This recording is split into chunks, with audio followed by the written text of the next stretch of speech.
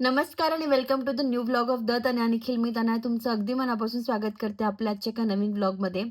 जसं मी तुम्हाला प्रॉमिस केलं होतं की रोज व्लॉग मी सुरू करेल किंवा पोस्ट करेल, त्यानुसार मी आजही दुपारी व्लॉगिंग सुरू केली आहे. सकाळीच करणार होती, पण जसं मी कालच्या व्लॉगमध्ये सांगितलं की आईचा तो बारशाचा प्रोग्राम होता, जो तिने माझ्यासाठी कॅन्सल केला होता. तिला म्हटलं आता माझा कॅन्सल झालाय तर तू जा. ती तिकडे गेली, त्याच्यामुळे सकाळी तर मला एवढा काही त्रास नाही झाला. सख्खी आई जेव्हा गेली ना, तेव्हा इतकी रडली, "ए माझी आई, ए माझी आई." आणि घरात येऊन पण ती खूप आरडाओरडा केला. तिला असं वाटलं की बाबा मला घेऊन जातील. तशी आई मंदिरात जाते, रडली का पप्पा तिला घेऊन जातात परत तिथे खेळायला. त्याप्रमाणे तिचं खूप अर्धा तास खूप चाललं. पण मी आणि पप्पांनी जास्त लक्ष दिलं नाही. मग शांत झाली, खेळली. 1 ते 1:30 वाजता गौरी येते. आय डोंट नो सखीला घड्याळ कळत नाही, नाहीच कळत. पण तिला बरोबर त्या पाऊणच्या 1च्या दरम्यान तसं दीदी नाही आली, दीदी नाही आली, चल बाहेर बसू, दीदी येईल. आणि दीदी आल्यावर जो आनंद असतो बसमधले सखी गौरीची दीदी आणि सखी ज्या प्रकारे गौरीची वाट बघते, त्यांना खूप आवडतं ते. त्याच्यामुळे सगळे तिला टाटा बाय-बाय करतात. तर असो. तर 1 ते 2:30 पर्यंत म्हणजे आता वहिनी आलेली आहे. ते 1.5 तास मला पोरींनी जे फिरवलंय ना, बापरे! विचारू नका. कोणाला पाणी हवं होतं, कोणाला पाणी सांडायचं होतं, कोणाला सोफ्यावर चढायचं होतं, कोणी सायकलसाठी भांडत होतं, ह्या दोघीच. पण त्यांचं कंटिन्यू चालू होतं. आता वहिनी आली, गौरी वरती झोपायला गेली आहे. सखूबाईला मी झोपवलंय, बघत असाल तुम्ही तर. ती इतकी गोड असं झोपायच्या वेळेस माझं पांघरून दे, माझी पाण्याची बॉटल दे आणि गाणं लाव आणि सगळी झोपून जाते 2 मिनिटात. आणि ती झोपल्यावर उठत नाही. आता माझा एवढा मोठा आवाज आहे, पण तिला काहीच नाही. कुंभकर्ण आहे आम्ही झोपेच्या बाबतीत. अगदी सुखी आहे आम्ही झोपेच्या बाबतीत. असो.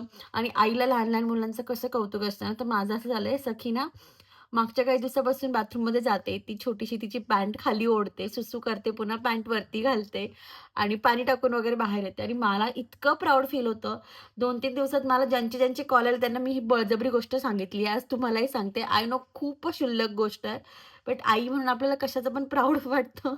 त्या काइंड ऑफ माझं असं आहे, की मला असं वाटतं ती छोटी आहे, ती जाते आणि ती खूप तिला बळजबरी म्हणते, "गौरी दीदी चल ना छुछूला जाऊ." आणि चालू असतं यार, गोड आहे. दोघे सोबत असल्यावर भांडतात, पण ज्या प्रकारे खेळतात एकमेकांशी, एवढं गोड तर मी आणि दादा पण नाही खेळलो एकमेकांशी, बट ठीक आहे. चलो आणि हिला झोपवता-झोपवता मला अजून एक गोष्ट आठवली. आज बरोबर 2 वर्षापूर्वी आमच्याकडे हळदी-कुंकू होतं. संध्याकाळी प्रोग्राम आटपला. निखिल पण कोणतातरी कामाला इथे आलेला होता. तोही मला भेटून लग्न होतं आय थिंक कोणाचं तरी. म्हणून तोही मला भेटून गेला होता. त्यांनी मला एक पर्स गिफ्ट केली होती. व्हॅलेंटाईन वीक येणार होता म्हणून. तर त्याने ती मला दिली होती. इथून तो गेला. त्याच्यानंतर माझं थोडं-थोडं पोट दुखायला लागलं. माझा 9वा महिना सुरू होता आणि मला डॉक्टरांना कॉल केला. त्यांनी मला ॲडमिट करून घेतलं होतं. सांगितलं होतं आता लगेच डिलिव्हरी होईल. घरचे सगळे टोटल पॅनिक झाले होते. आजचीच ती रात्र आहे 2 वर्षापूर्वीची, की मी रात्रभर ॲडमिट होते. 2-2.5 सेंटीमीटर डायलेटेड होते. माझी डिलिव्हरी होणार म्हणून घरी सगळं ते बाळाते, दूध वगैरे सगळं घेऊन आलेले होते. आणि कट्टू ये ना. तुला आठवतंय का? इकडे ये ना. अगं ये, वहिनी आली आहे यार. तुला आठवतंय 2 वर्षापूर्वी मी कशी ॲडमिट झालेली होती? तू तू तू आणि वहिनी रडायला लागलेली होती. तुला आठवतंय? थांब. सिनेमॅटिक मी व्लॉग शूट करतीये. तर झालं असं होतं ना, की आमच्याकडे हळदी-कुंकू होतं. त्याच्यानंतर माझ्या पोटात दुखायला लागलं. मग ही दादा आणि आई मला दवाखान्यात घेऊन गेली होती. गौरी आणि पप्पा घरी होते आणि त्यांनी सांगितलं, की हिची डिलिव्हरी होईल रात्री. मी ओके होती, बट ही रडायला लागली होती बाहेर. फसवी सखी किती फसवीत वेळा अगं तिला आता झोपवता मला आठवलं, म्हटलं सखी तुम्हाला तेव्हा पण कसं केलेलं होतं. आम्ही रात्रभर ऍडमिट होतो. मी मी निखिल आणि आई रात्री असं वाटायचं आता फोन येईल डिलिव्हरीचा, आता फोन येईल, झाली सकाळी घरी आल्या. सकाळी सगळं पॅक करून आम्ही घरी आलो होतो. त्याच्यानंतर 8 दिवसांनी माझी डिलिव्हरी झाली. आणि इतके उपाय मला त्याच्यानंतर आणि ना आमच्या कॉलनीत दिंडी होते काकूंकडे. त्यांच्याकडे सगळ्या बायका बसलेल्या होत्या आणि सगळ्यांची कुजबूज चालू होती. तनाला डिलिव्हरी नेलं, निरोप येईल. पेशंटच घरी आलं. आणि सकाळी मला सगळे भेटायला, की अगं का बरं डिलिव्हरी नाही झाली. अशी फसवी होती माझी सखी. असो, तू का बरं आली होती? काय भाजी करायची विचारायला? नाही त्या बायकांना क्लिअर कर संध्याकाळी मी स्वयंपाक करते ते. मिळून करतो आम्ही मिळून. पण Sharing एक करतो. मिनिट, तू काय करते? भाजी कापून जाते, दीदी भाजी टाकून द्या, दीदी खिचडी करून घ्या, दीदी हे करून घ्या. चालली तू? हा मला ऑर्डर द्यायची. तू आली का बरं होती? काय ठरलं ते गोंधन काढायला जायचं. तर मला या सगळ्या क्लिप सापडलाच तर म्हटलं तुमच्यासोबत शेअर करूया. असं आमच्या गौरीचा बोरनान आणि हळदी-कुंकवाचा कार्यक्रम होता त्या दिवशी. अचानक मला दुखायला लागलं. आम्ही हॉस्पिटलमध्ये गेलो होतो. आई, तात्या ते सगळेच आलेले होते लग्न म्हणून. सगळ्यांना वाटत होतं माझी डिलिव्हरी होती. त्यावेळेस एवढी व्लॉगिंग करत नव्हती मी, बट निखिलला सांगितलं होतं की हे शॉर्ट्स माझ्यासाठी घे. कारण आता 2 वर्षांनी जेव्हा मी या सगळ्यांकडे बघते ना, मला खूप भारी फील होतं आहे. डेफिनेटली बेबी बंप प्रत्येक बाई मिस करत असेल, बट आय थिंक माझ्याकडे या मेमरीज आहे, तर मला बघून खूप छान वाटतं. त्या दिवशी सगळ्यात जास्त कोणी टेन्शनमध्ये असेल तर तात्या होते, की माझ्याकडनं होईल की नाही, मला सहन होईल की नाही. रात्रभर मी त्या कॉरिडॉरमध्ये मस्त चक्कर वगैरे मारत होती आणि आज हे सगळं बघताना खरंच खूप गोड वाटतं आहे मला. मी याच्या आधी कधी सलाईन लावला नव्हता. तो आय थिंक माझा फर्स्ट टाईमच होता सलाईन वगैरे घ्यायचा. तेव्हा इतका छान कॅमेरा पण नव्हता. हे सगळं ब्लर आहे. हे बघा, दुसऱ्या दिवशी आम्ही सगळं आवरून निघालो होतो. एवढी सगळी तयारी करून आम्ही आलेलो होतो. घरी आल्यानंतर पण मी छोटीशी एक क्लिप शूट केली होती. माझ्या चेहऱ्यावरची ती सूज, तो माझा चेहरा जो आता परत कधी होणार नाही आहे. हे सगळं छान मिस करते मी. आणि मी आज हे म्हणजे तुमच्यामुळे तुम्हाला दाखवायचं म्हणून मी या सगळ्या क्लिप शोधल्या. आणि हे जेव्हा मी ऐकत होती ना, मी डिरेक्टली त्या पिरियडमध्ये गेली की भाई मस्त मुवमेंट्स होतात त्या. आणि आता आई आणि सखीची मस्ती बघा. कोणाची शूज आहे माझे? कोणी आणले तुला? कोणी आणले? तुझ्या बाबांनी आणले का? हा, बाबा तर आमचे इथे.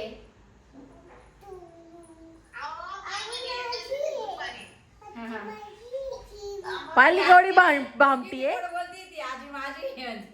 शूज पाहिले ना तिने आता. आजीला सांग माझ्या बर्थडेला या सांग. बर्थडे करायचे आपल्याला सांग. ए, कोणाचा बर्थडे सखी आता? तर रोज आई तात्यांचा फोन येतो. सखीला तसा फोन आलेला होता. सखीला आई तिकडनं वस्तू दाखवत होत्या, त्यांनी त्याच्यासाठी काय काय घेतलं आहे म्हणून ती आजीशी बोलत होती. नाही तर आम्ही खूप भाव खातो. रोज आईच्या मागे देवपूजा असते आणि आमचं संध्याकाळी छान जेवण होतं 8 वाजता. पण मामी जेव्हा 10-10:30ला घरी येते तेव्हा माहीत नाही का, पण मामीच्या ताटाच्या जवळ जाऊन आम्हाला बसायचंच असतं. म्हणजे ती कितीही तिखट भाजीपोळी असो, काहीही असो, वहिनी जेव्हा जेवायला बसते, वहिनीच्या शेजारी बसतेच, लुडबुड करतेच. आय थिंक एवढा त्रास तिला गौरीनेही दिला नसेल किंवा तिचा घरी यायचा आनंद एवढा गौरीलाही होत नसेल जेवढा सखीला होतो. मामीचं दार वाजलं की ती इतकी पळत पळत जाते, कारण तिला माहीत असतं की आता आपल्याला परत जेवा करायचा आहे म्हणून. आणि फक्त इथे जेवण करून आमचं मन भरत नाही. याच्यानंतर झोपायचा टाईम असतो. बट त्यावेळेस आमच्या गौरीला असं वाटतं की यार नाही झोपलं पाहिजे, सखीसोबत मस्ती केली पाहिजे. सखीला कितीही झोप आली तरी गौरीचं असं असतं, सखी नको ना झोपू, सखी आपण खेळू ना. आणि गौरीला अक्षरशः रूममधनं बळजबरी काढावं लागतं. पण त्याच्या आधीचा सीन कसा असतो तो तुम्हाला दाखवते. रात्रीचे 11:30 झाले. या गौरीला सकाळी शाळेत जायचं आहे. इतकी मस्ती सुचली आहे. गौरीला मी असं टच केलं ना कधी, चुकून फटका लागला ना, गौरी एवढी आरडाओरड करते, मला लागलं मला लागलं. सखी इतक्या वेळच्या उड्या मारते तिच्या पोटावर की मी सखीला 2 फटके दिले आणि गौरी म्हणते अगं आज तुम्हाला काहीच नाही होते. गौरी तुला काहीच नाही होते? हा सखी मी उलट बसते. काय? सखी बास चल झोप. पडायचं डोक्याला लागून जाईल गौरी. काय करू मी त्या दोघींचं सांग तू. त्या दोघी हे बघा, आता हे फटकाच खाशील तू, आता फटकाच खाशील सखी. दे दीदीला इंजेक्शन दे पटकन. ए पूनम,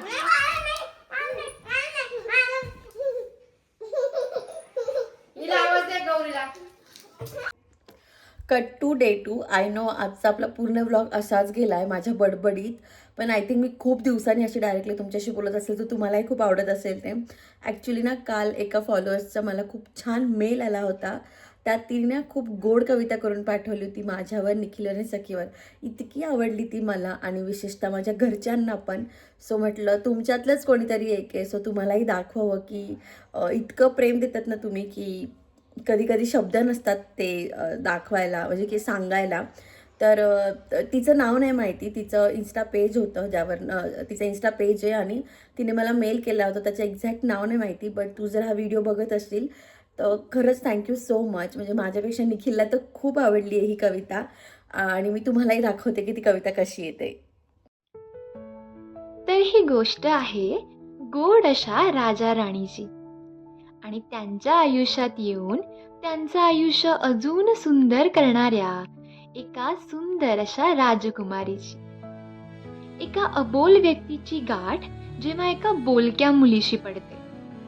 खूप वेगवेगळे स्वभाव असून देखील जेव्हा संसाराची गाडी इतक्या सुसाट वेगाने पळते, कदाचित तेव्हाच अशा ह्या गोड प्रेम कहाणीची सुरुवात होते. वेगवेगळ्या पद्धतीने प्रेम व्यक्त करता येत नसेल तरी सगळ्यांना माहिती की निखिल दादा सखीवर आणि तुझ्यावर किती जीवापाड प्रेम करतो. आणि म्हणूनच सखीच्या पैंजणांचा पहिला हट्ट असो वा तुला बरं वाटत नसताना आणि नेहमीच तुझी मदत करणं असो, सगळं काही तुमच्या दोघींच्या प्रेमापोटीच तर तो करतो. तनयाताई, तू जेव्हा बोलतेस तेव्हा असं वाटतं की आपल्यातलंच आपलं कोणीतरी आपल्याला आयुष्याचे अनुभव सांगतंय. आणि कदाचित त्यामुळेच तुझ्या आयुष्यात अजून काय काय गोड क्षण येतील आणि आम्हाला ते बघायला आणि ऐकायला मिळतील, ह्याचीच प्रत्येकाचं मन कायम वाट पाहतंय. गजानन महाराजांच्या कृपेने तुमच्या दोघांचं आयुष्य सखीसोबत आणि तुमच्या सगळ्या कुटुंबासोबत असंच आनंदात उजळत राहो. येणारा प्रत्येक दिवस तुमच्या दोघांच्या आयुष्यात सुख समृद्धीची उधळण घेऊन येऊ, असंच आम्हा सर्वांना कायम वाटतं. आणि ह्या सगळ्या गोड गोड गोष्टींमुळेच आमचं मन कायम तुझ्या व्हिडिओजचीच वाट बघतं.